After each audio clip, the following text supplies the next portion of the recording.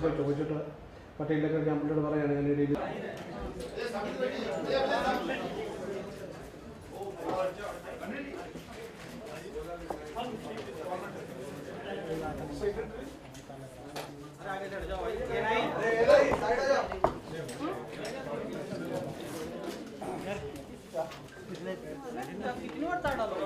अभी तो डाला है कैमरा तो तुम्हारा आधा घंटा हो गया लगे हुए या ऊपर ही रखना है आगे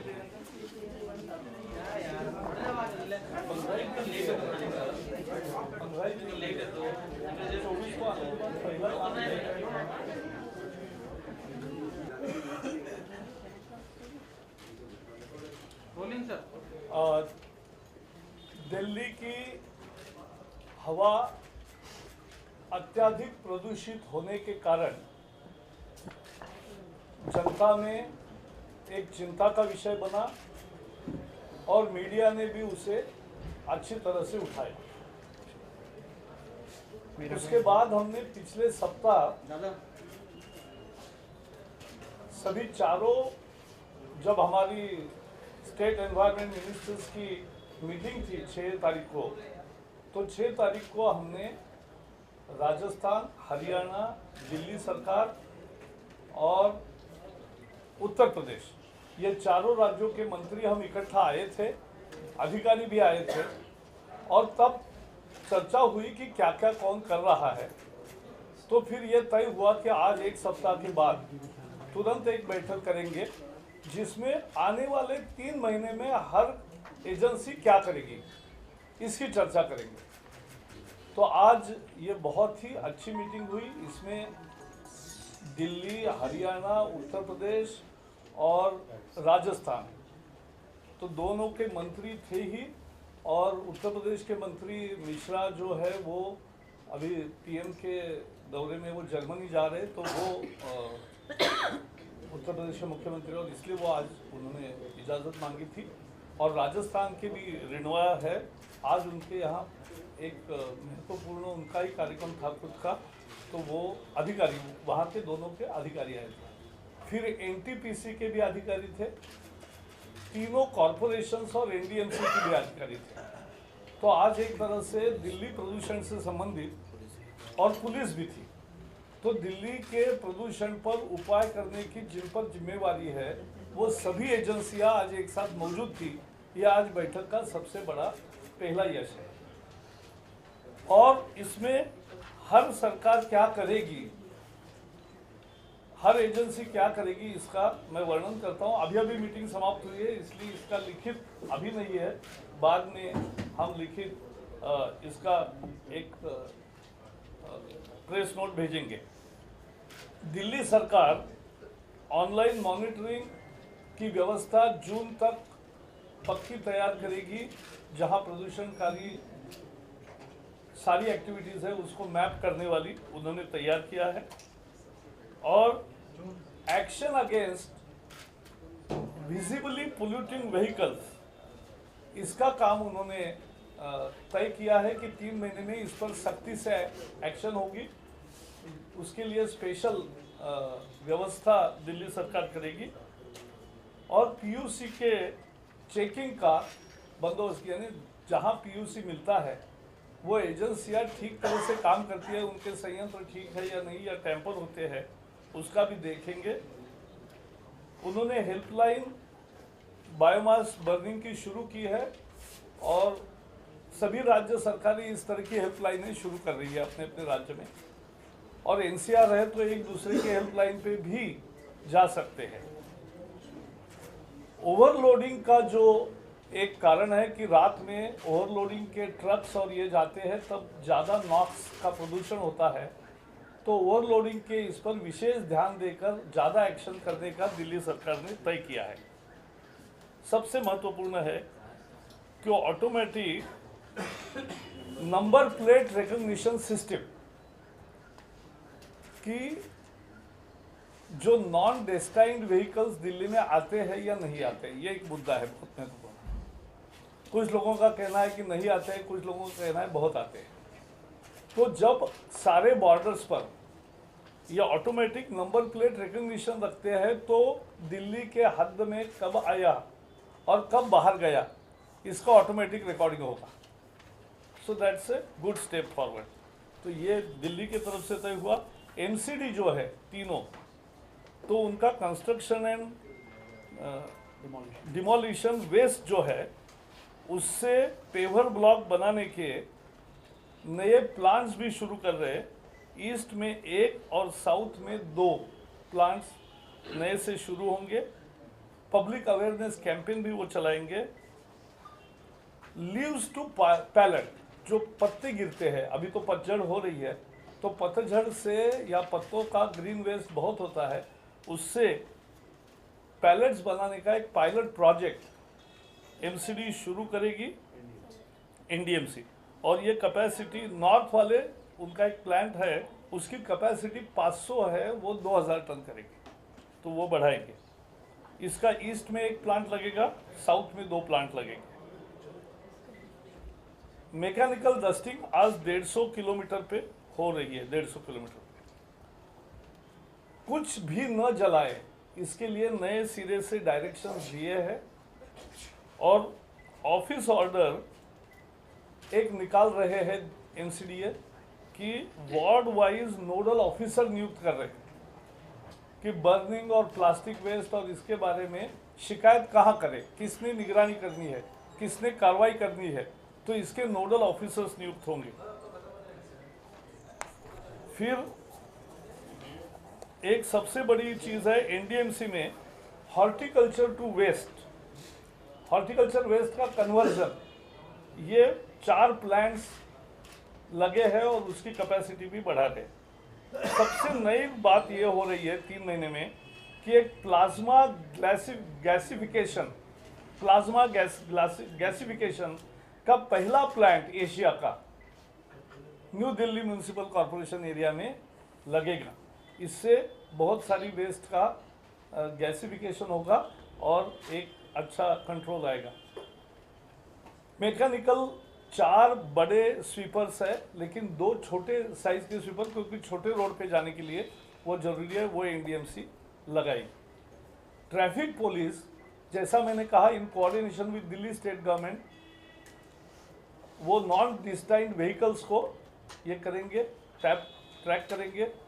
पीयूसी की जो सर्टिफिकेट्स है, पिछले साल 34,000 लोगों को चालान हुए थे, इसको और सख्त करेंगे। लेन डिसिप्लिन के 28 फरवरी से 12 मार्च तक 15 दिन में 48,000 चलान्स हुए हैं। That's very important. हाँ, 48,000। देखो, जब एक्शन लेना शुरू करते हैं तभी इम्पोर्टेंट महत्व है। फिर एनटीपीसी का एक बड़ा स्थिति महत्वपूर्ण है। बदरपुर, जिसकी चर्चा, क्योंकि 40 साल पुराना प्लांट है, दिल्ली को बिजली देता है, तो उसको तुरंत तो स्विच ऑफ नहीं कर सकते, लेकिन उन्होंने यूनिट 4 और 5 में रिट्रोफिटिंग करके इन्हीं 3 महीने में वो रिट्रोफिटेड यूनिट शुरू हो जाएंगे। उससे 2/3 पोल्यूशन बचेगा। Will save 2/3 of pollution from Badarpur and it will have only 1/3 pollution load of present. So it's a big step forward, और वो तय किया है। दूसरा जो यूनिट नंबर 1, 2, 3 है, वो टाइम बाउंड फेज आउट करने का भी एनटीपीसी ने एक प्लान तैयार किया है। राजस्थान सरकार भिवाड़ी में उन्होंने पोल्यूशन के खिलाफ का एक प्लान, एक्शन प्लान तैयार किया है, खासकर इंडस्ट्रियल यूनिट की फ्यूल क्वालिटी को लेकर, and they are working it out, और उसका बहुत सख्ती से अमल करेंगे। एयर एक्ट के तहत उन्होंने नॉन बर्निंग ऑफ वेस्ट के लिए डायरेक्शंस दिए हैं। सीएनडी कंस्ट्रक्शन वेस्ट का स्ट्रिक्ट मॉनिटरिंग वो करने वाले हैं। यूपी एयर क्वालिटी मॉनिटरिंग के और 3 स्टेशंस कायम करेगी, नोएडा, गाजियाबाद में, और डिस्प्ले भी नए तरीके से दिखाएगी ताकि अवेयरनेस बढ़ेगा। वहाँ कोल बेस्ड 18 यूनिट है, 18 units coal based units, industrial units which are polluting, which will be converted into gas in 3 months। So 18 units है, उसको कन्वर्ट करेंगे गैस में। स्टबल बर्निंग के लिए हरियाणा और पंजाब ने जिस तरह से किया है काम, पंजाब में ज़्यादा अच्छा हुआ है, तो उसी तरह से, क्योंकि वहाँ एक बार कैबिनेट में आकर वापस गया था, लेकिन हम उनसे फिर से चर्चा करेंगे इसके बारे में।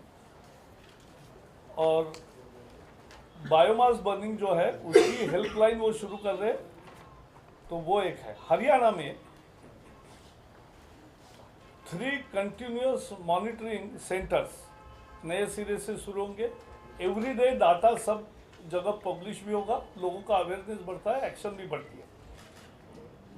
गुड़गांव, फरीदाबाद, ये 2 ही अभी तक एनसीआर रीजन और पोल्यूशन के लिए कॉन्ट्रीब्यूटरी हम मानते थे, लेकिन अब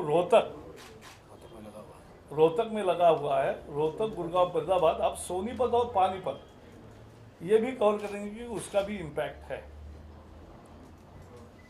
कंप्लायंस ऑफ BS4, ये एनसीआर में रजिस्ट्रेशन के समय BS4 vehicles will be registered. हाँ, only BS4 vehicles will be registered in Haryana. It's a very good step by Haryana in NCR region. Haryana के NCR के रीजन के जो है उसमें 11 डिस्ट्रिक्ट्स है, तो बड़ा हिस्सा आता है। और 11 डिस्ट्रिक्ट्स में ये BS4 के नॉर्म्स के व्हीकल्स ही अब रजिस्टर होंगे। मुझे लगता है हरियाणा सरकार का ये काम ऐसा है कि बाकी राज्यों को भी इस पर विचार करना चाहिए कि हम भी कर सकते हैं। राज्य PUC सही निकलता है कि नहीं सर्टिफिकेट, इसकी जांच सघन तरीके से अभी सारे PUC देने वाले केंद्रों की हो रही है, और ये काम 1 महीने में वो पूरा करेंगे। सबसे बड़ा हरियाणा का काम है कि मानेसर पलवल का जो बाईपास बन रहा है KMP का, ये हिस्सा 9 महीने में पूरा होगा, क्योंकि उसका वर्क ऑर्डर इशू हुआ है। और दूसरा जो कुंडली मानेसर है उसका टेंडर फ्लोट हो गया है, और वो भी उसी टाइम हिसाब से पूरा होगा। कंस्ट्रक्शन वेस्ट के रूल्स सेंटर बना रहा है, उसका सभी लोग अमल करेंगे। यह हमारे तरफ से होगा इन्हीं 8-10 दिन में। स्टबल बर्निंग के 4 FIR रजिस्टर हुए।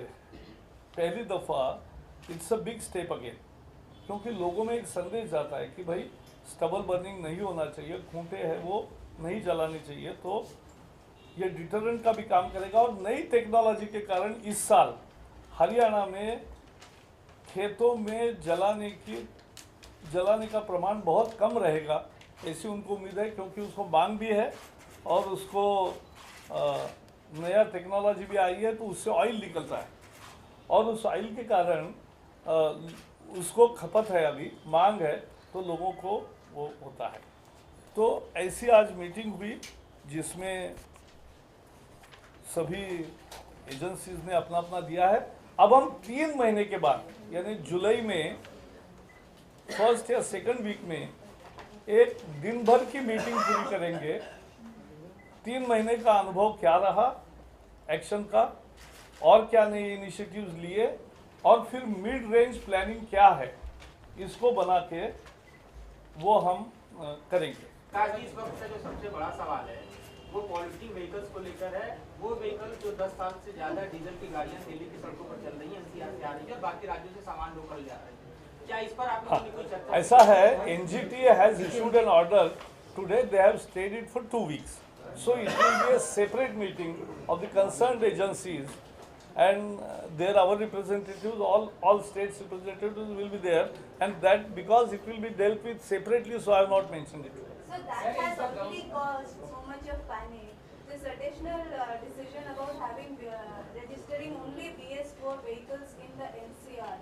I mean, how, where does the public interest and the No, need pollution for- is the public interest, or money saving is the public Sir, interest. it's not about money saving. Then It's what about it is how about? many- Sir, it's about how many vehicles are already existing who do not meet the That's BS4 okay. norms. So that's you should have framed your question differently, but that is what we will discuss, all these policy issues and long-term, mid-term action in July, because Motor Vehicle Act is getting now, I think the second part of the Parliament session, you will have amendments in Motor Vehicle Acts which will make punishments stringent and it will increase the punishment and penalties.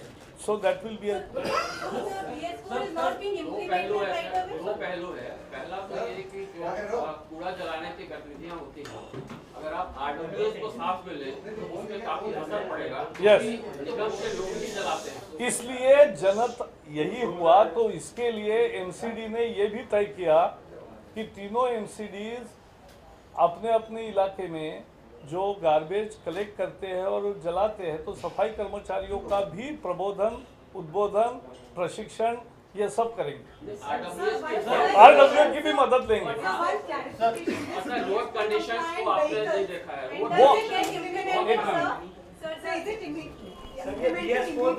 ये 3 महीने का programme बताया। Today what I said is only 3 months action plan.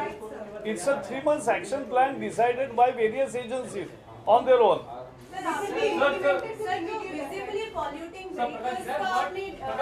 एक minute sir, आप दूसरों को भी बता दें। सर मेरा सवाल ये जो पहले से अभी BS4 नहीं है, जो बाकी है उनका यह हरियाणा सरकार का निर्णय है। हरियाणा, लेकिन दिल्ली में जो है और जो बाकी जगह से आती है वो उसको रोके कैसे जाएगा? इसको एक मिनट, एक दिन में जादू नहीं होती। पोल्यूशन का मुद्दा ऐसा नहीं है कि स्विच ऑफ करे तो पोल्यूशन ऑफ हो गए, ऐसा नहीं है। सच्चाई को समझना चाहिए। पोल्यूशन की लड़ाई, जैसे मैंने कहा पहले एक बार जगमोहन जी के समय बहुत लोग ने पोल्यूशन का मुद्दा उठाया, फिर इंडस्ट्री के कारण पोल्यूशन होता है तो हज़ारों इंडस्ट्रीज बाहर गई, लोगों को लगा चलो आनंद हुआ, अब तो पोल्यूशन नहीं होता। फिर पोल्यूशन बढ़ता गया, फिर कोर्ट ने आदेश दिया CNG का करो, तो फिर CNG हो गया बसेस, तो लोगों को लगा अब तो पोल्यूशन ख़त्म हुआ।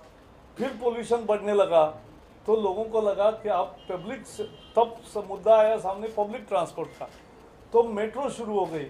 अब मेट्रो 27 लाख लोगों को वाहन करती है। हमें लगा कि चलो मेट्रो शुरू हो गया तो पोल्यूशन ख़त्म होगा, ऐसा नहीं होता। वाहनों की और लोगों की संख्या बढ़ रही है इस रीजन में, और ये फास्टेस्ट ग्रोइंग जहाँ भी रीजन्स है वहाँ ये प्रॉब्लम है, दुनिया भर में है, ऐसा नहीं कि भारत में है।